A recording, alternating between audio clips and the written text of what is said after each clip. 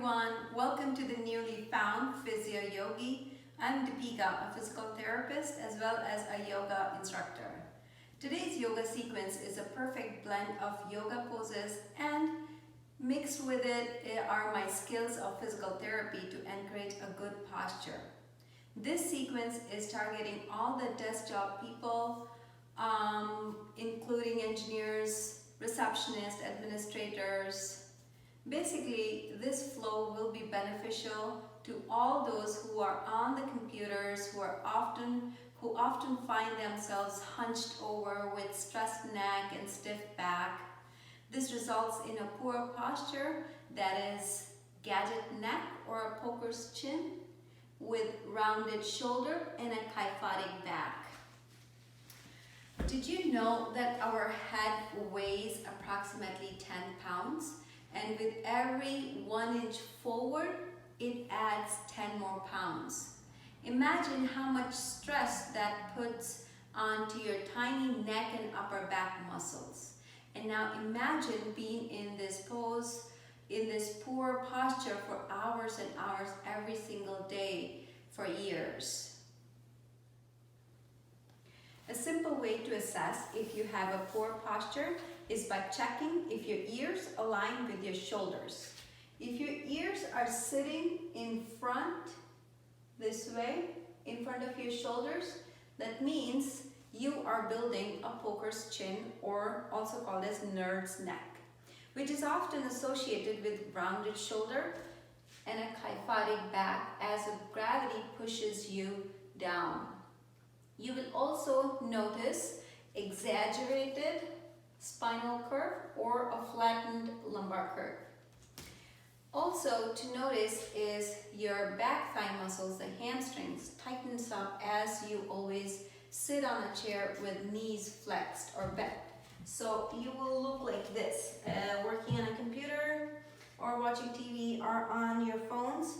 So with bent knees, tight front hip muscles, flat back or exaggerated, rounded shoulder, kyphotic back, and a poker's chin that builds in. So eventually you'll start from here, and gradually as you grow older, you will grow into a nice, great looking poker's chin. So to avoid this, we are going to focus on 4 areas to correct our posture. Fixing our forward neck by stretching and strengthening the neck muscles. One of the important neck muscles that I'll be focusing is sternocleidomastoid. Fancy long name, but has a very important function. This long band-like muscle on either side of the neck is responsible for flexion and rotation of your neck. Next, we are going to focus on our retraction of our shoulders by stretching your chest muscles, the pectorals and the subscapularis, and strengthening your shoulder blade muscles, the rhomboids and the trapezius. Just don't worry about the names, just so that you know that we are targeting specific group of muscles to improve our posture.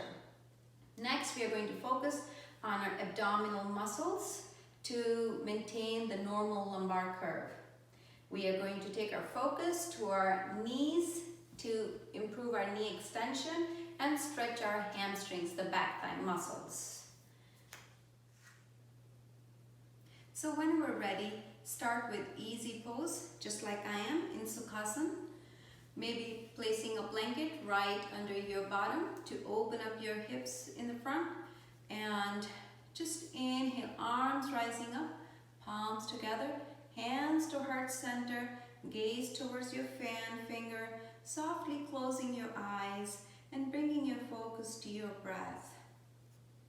Gently shrugging off your shoulders, lowering them down, tall spine, and using this moment to set an intention to age gracefully with an upright spine, tall posture, and picture this image of yourself aged gracefully with a tall spine. Softly opening your eyes and keep this as your motivation as you work through this practice. Let's begin this practice with a couple moments spent on deep yogic breathing.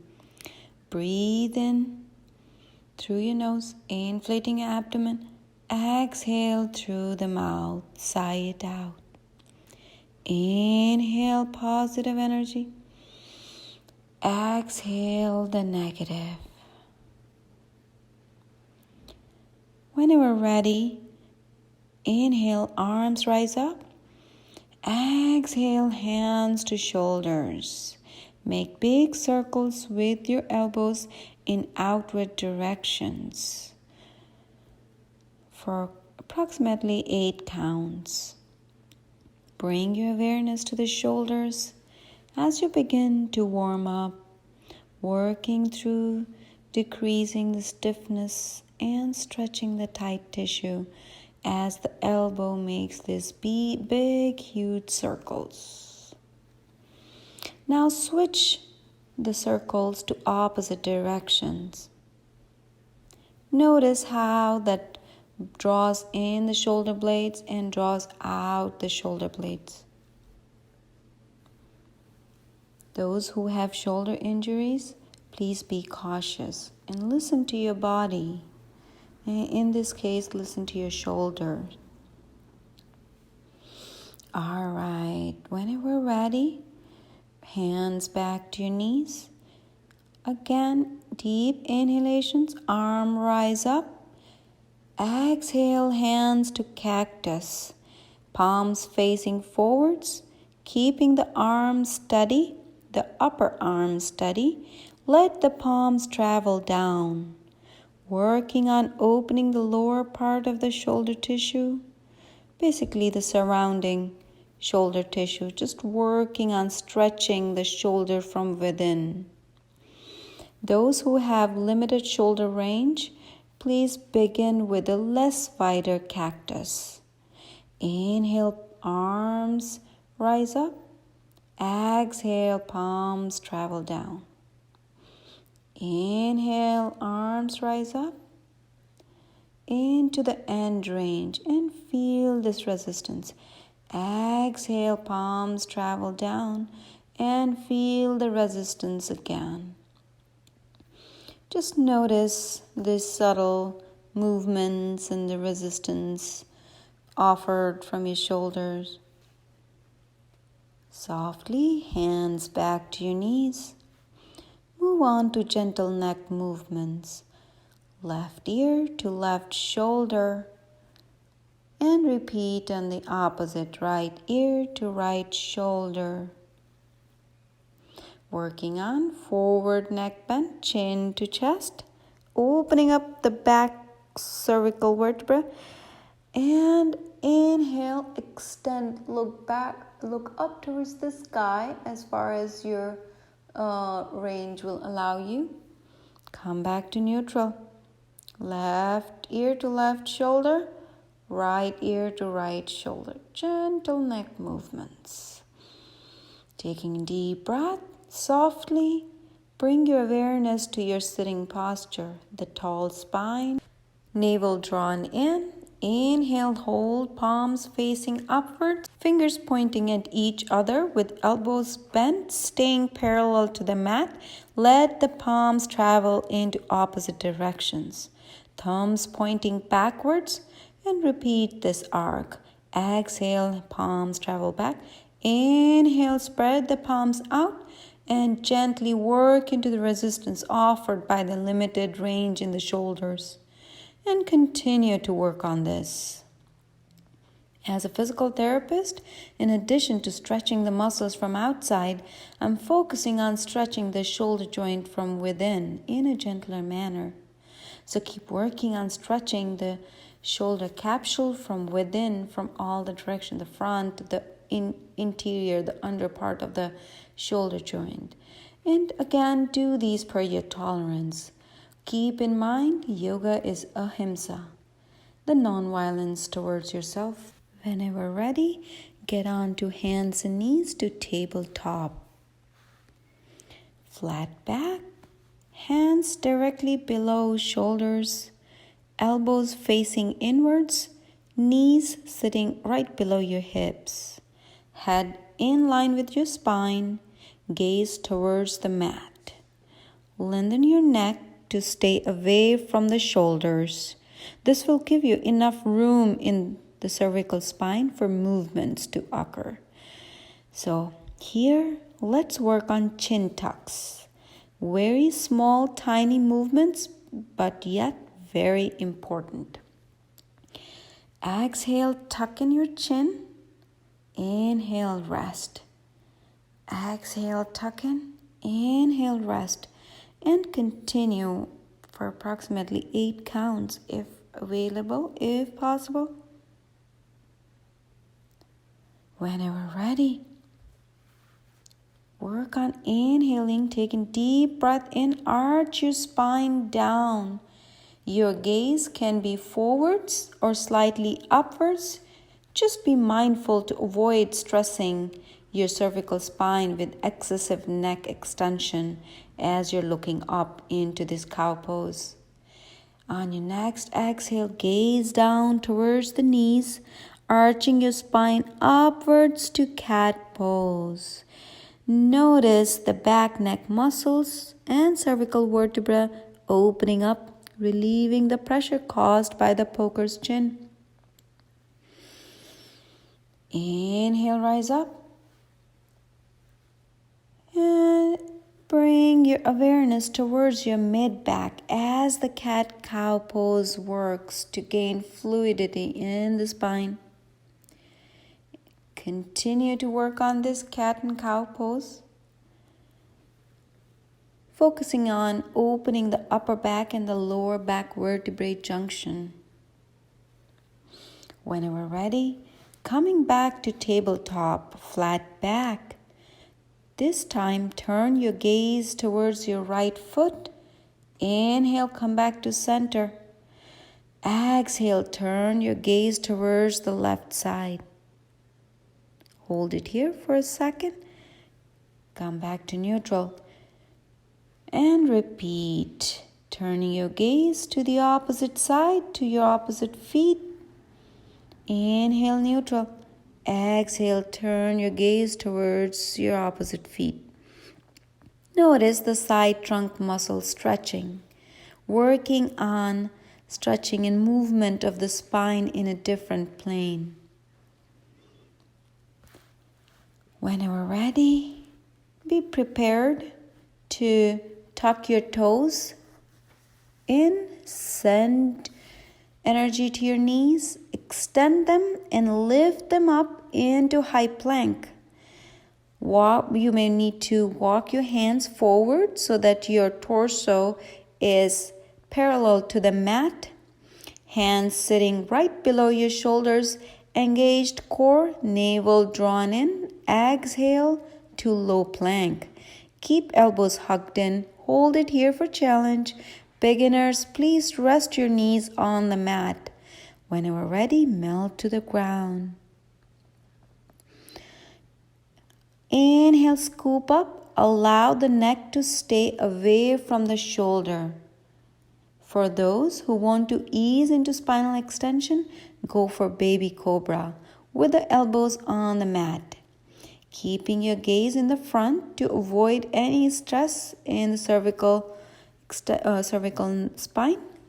And slowly work into deeper spinal extension by placing your hands by the ears and scoop up. Inhale, extending your elbows. Lower back down. Then, if you're ready for even more deeper extension, slide your hands under your shoulders. Inhale, scoop up.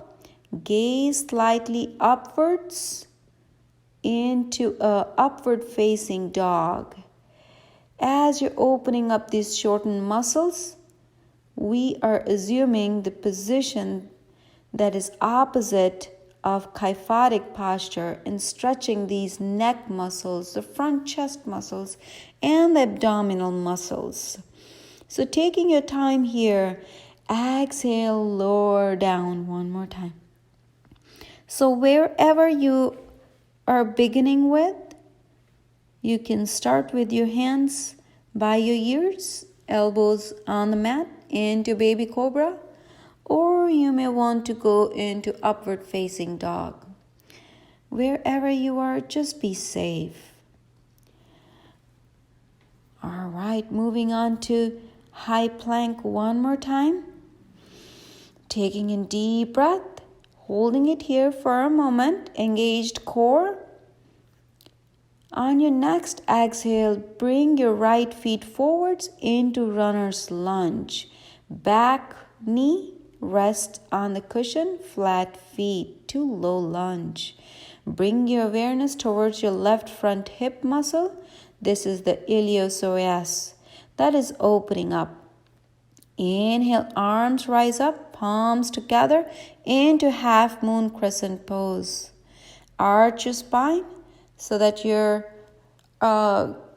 spine is extending backwards.